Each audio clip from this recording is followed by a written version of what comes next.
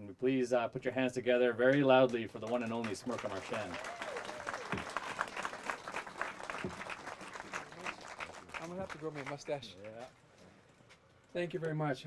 God, I'm just overwhelmed coming in here last night and spend some good time with Clarence Cleft, my good friend, and I had to start talking about when I first came up here.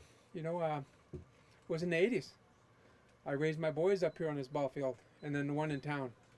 Then in the 90s, it was my daughter. And in 2000, both my girls are playing up here in Dottie's team. So I really feel like I'm a part of this community. I always feel like I'm a part of this family.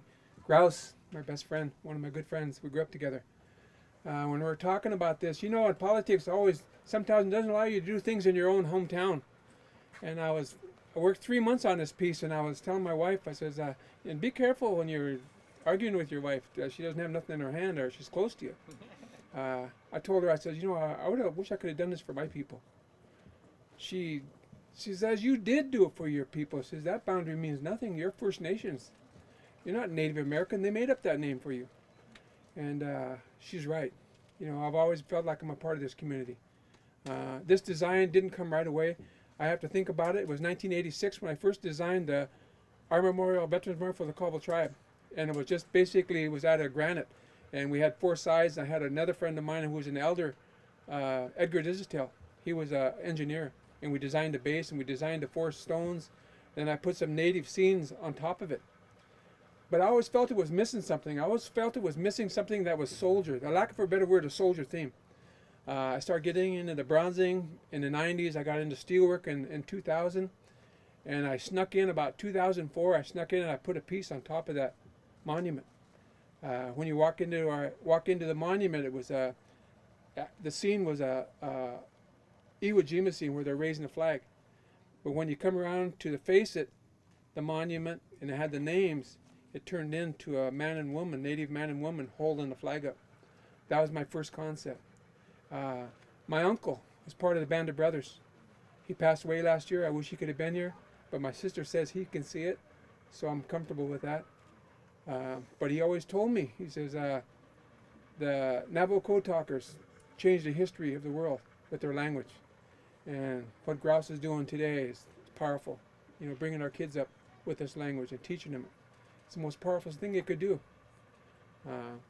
And when I come up with this concept, it was really crazy because first I want to thank the people who kind of brought this together. There was Lori Hogaboom, Tasha Swite, my good friend Brian. He kept everybody whipping the chain with him, and the elders and the veterans, especially Clarence, my good friend. When we come up with this design, there was 4 things that I wanted to show. I wanted to show a strong Indian man. I wanted to show a strong Indian woman.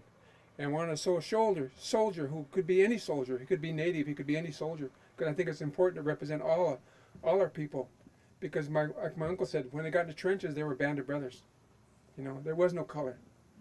You know, there was no difference in who they were. You know, they fought together, and I think that's very important. But the 4th one that I thought was the most important, and I don't see, and it was very frustrating. I start going in and I start looking for stuff on Native Americans. I start looking for stuff that showed the monuments. And although Native Americans, they do that, but they show warriors and things like that, but I don't think they had anything with the soldiers. And I used to like this, the one they did for Vietnam until I read about it. And it was the 3 figures, and one was a Caucasian, one was a African American, and the other one was Hispanic. They didn't even acknowledge the Native Americans. It was very upsetting. I was visiting Clarence Louis last Thursday, and we talked about the Native American. More Native Americans volunteered than were drafted. That's history. And then the more I read about it, more Native Americans, Alaska Natives, fought in American wars than any other group since the Revolutionary War. I said, that's crazy. But yet we don't talk about it. We don't honor them. You know, and I hope this piece honors you. I hope it honors everybody and the people who are involved.